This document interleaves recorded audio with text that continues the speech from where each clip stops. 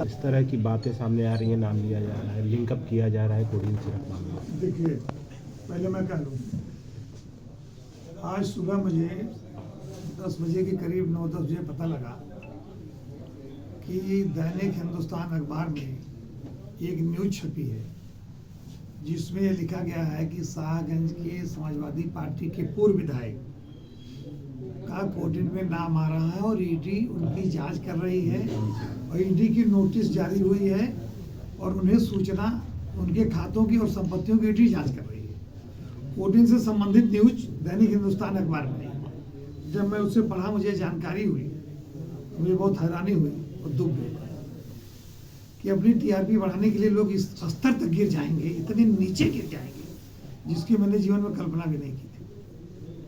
और क्योंकि शाहगंज से समाजवादी पार्टी के 2 पूर्व विधायक रह चुके हैं, एक कोई और रहे, एक मैं रहा हूँ। आखिरी में पूर्व विधायक मैं रहा हूँ समाजवादी पार्टी से, आखिरी में समाजवादी पार्टी से विधायक रहा हूँ। जो मैं हार गया हूँ तो मैं पूर्व विधायक हूँ। मुझे ये लगा कि अगर दैनिक हिंदुस्तान अखबार को इस बात की जानकारी है कि किसी पूर्व विधायक की ईडी जांच कर रही है, उसे नोटिस दी है, उसका कोर्ट इनकम से संबंधित कोई लिंकअप मिल रहा है, उनके लेन देन खातों के मिल रहे हैं, तो उस अखबार को उस व्यक्ति का नाम भी लिखना चाहिए था। नाम लिख करके अगर उसे जानकारी है तो उसे ये भी पता होगा कि इस व्यक्ति का है। अगर उसने नाम नहीं लिखा तो पूर्व विधायक में, चूंकि लास्ट में मैं रहा हूं, आमतौर पर लोग मेरे बारे में शक करेंगे।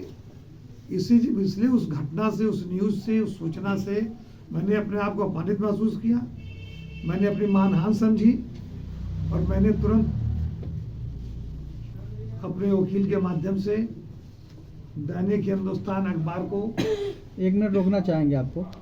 दैनिक हिंदुस्तान अखबार के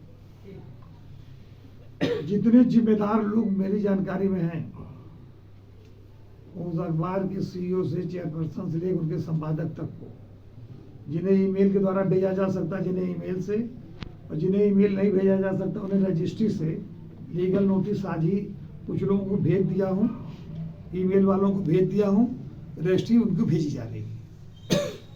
और मैं इस बात को उनसे स्पष्ट करने को कह रहा हूँ, अगर आपके पास जानकारी है कौन व्यक्ति है शाहगंज का पूर्व विधायक, आप उसका नाम अपने अखबार में ले आइए, उसको साबित करिए। यदि नहीं है तो आपको इस तरह से किसी को भी मानहानि करने का अधिकार नहीं है। और इसीलिए मैंने सोचा ये बात मुझे आप लोगों से भी करनी चाहिए, और इसीलिए मैंने आनंद फानन में जल्दी आप लोगों को कष्ट दिया, मैं अपनी बात आपके सामने रख सकूं। चूँकि अंतिम पूर्व विधायक वहाँ से समाजवादी पार्टी का मैं हूँ, इसलिए मैं अपनी जिम्मेदारी समझता हूँ ये बात मैं मीडिया के सामने रखूँ। आप बताइए, ईडी की नोटिस जिसे हो उसे जानकारी नहीं, जिसके खातों की जांच हो रही है उसको जानकारी नहीं।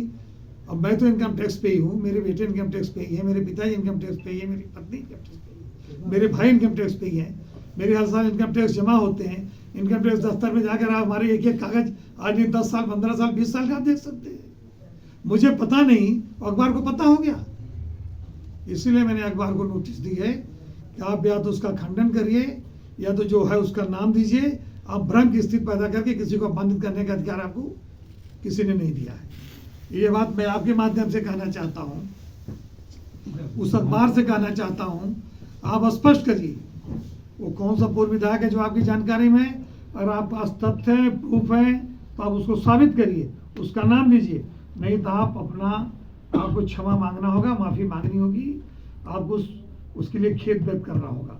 और मैं आपके माध्यम से सरकार से मांग करना चाहता हूँ, हमारी समाजवादी पार्टी के माननीय राष्ट्रीय अध्यक्ष जी ने, हमारे सांसदगण, हमारे विधायकगण, हमारे प्रवक्ताओं ने सदन में, सदन के बाहर बार बार इस बात की मांग उठाई है कि इस पूरे प्रकरण की निष्पक्षतापूर्वक ईमानदारी से जांच होनी चाहिए। लेकिन मुझे लगता है सरकार के लोग लिपापोती कर रहे हैं, निष्पक्षता से जांच नहीं कर रहे हैं। मैं आपके माध्यम से सरकार से मांग करता हूं, इस पूरे प्रकरण की निष्पक्षता से जांच करें। जिन लोगों के नाम उसमें शामिल हैं, जिनके खिलाफ एफआईआर दर्ज हुई है, जिनसे उनके लेन देन खातों में साबित होते हैं, उनके खिलाफ बिना जाति, धर्म, बिना राजनीतिक दल का भेदभाव किए उनके खिलाफ कड़ी से कड़ी कार्रवाई करनी चाहिए और करें। क्या समाजवादी पार्टी के किसी बड़े नेता ने आपसे मीडिया में खबर आने के बाद संपर्क किया, कोई बात की? नहीं, आज ही की बात है। मैंने तत्काल खुद अपनी जिम्मेदारी समझी, शाहगंज के पूर्व विधायक होने के नाते मैंने खुद अपनी जिम्मेदारी समझी और मैं अपनी तरफ से मैंने लीगल नोटिस भेजी है। मैं अपनी पार्टी के नेताओं की तरफ से नहीं मैंने भेजी है। अखिलेश जी से कोई बात आपकी हुई? नहीं, अभी कोई बात नहीं। लगातार अखिलेश जी द्वारा ये मामला उठाया जा रहा है, सोशल मीडिया हैंडल से लेकर के सदन तक में मामले उठ रहे हैं। जो उत्तर प्रदेश सरकार कार्रवाई करी उसमें उसको किस तरह से देख रहे हैं? क्या संतुष्ट है उस कार्रवाई से अब तक जो हो रही है? अभी कहाँ संतुष्ट है? कहाँ संतुष्ट है? कार्रवाई का कोई परिणाम तो सामने आया नहीं। कार्रवाई का कोई परिणाम तो सामने आया नहीं, तो संतुष्ट होने का सवाल कहाँ होता है? बार बार जिक्र कर रहे हैं कि मिर्जापुर में कालीन भैया है, जौनपुर में कोडीन भैया है, इस तरह की बातें सामने आ रही हैं। सरकार उसकी निष्पक्षता से जांच करा ले, जांच करानी चाहिए। और सरकार तो कहती है कि जीरो टॉलरेंस। अगर जीरो टॉलरेंस है तो इस तरह घटनाएं हो कैसे रही हैं? कैसे हो रही हैं सरकार के नाक के नीचे? सदन में मुख्यमंत्री ने इशारों में कहा था कि जांच होगी तो आपकी तरफ से भी कुछ लोग आएंगे, तो बुलडोजर चलेगा, तो चिल्लाना मत।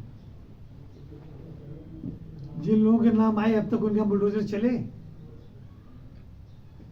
मुख्यमंत्री जी सदन के अंदर जो बोल रहे थे, मैं तो सदन में हूं नहीं, लेकिन मैंने कुछ उसके वीडियोस देखे थे।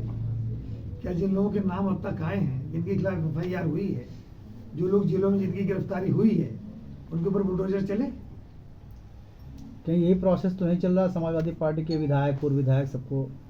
मैं तो कहता हूँ जो भी उसमें शामिल हो, सबके ऊपर बुलडोजर चलना चाहिए, सबके खिलाफ कार्रवाई होनी चाहिए। कोई कितनों बड़ा से बड़ा हो, किसी जाति बिरादरी का हो, किसी राजनीतिक दल से संबंध रखता हो, कितनों रसूख वाला हो, अगर उसमें लिप्त है तो उसके खिलाफ कार्रवाई होनी चाहिए। क्या लगता है आपको कहाँ अड़चन आ रही है जो कार्रवाई नहीं हो पा रही है? किस तरह की अड़चन? अब ये बात तो आपको मुख्यमंत्री जी से पूछना चाहिए, सत्ताधारी दल के नेताओं से पूछना चाहिए, जो उनकी SIT उससे पूछना चाहिए, उनमें क्या अड़चन आ रही है, उन्हें कौन रोक रहा है?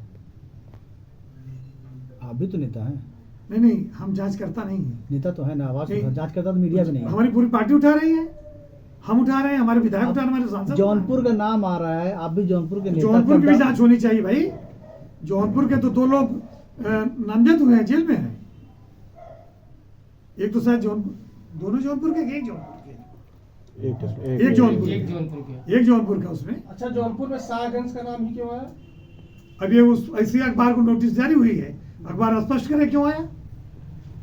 इसीलिए तो मैंने नोटिस जारी की है, लीगल नोटिस भेजा अखबार को, अखबार जारी करे क्यों आया।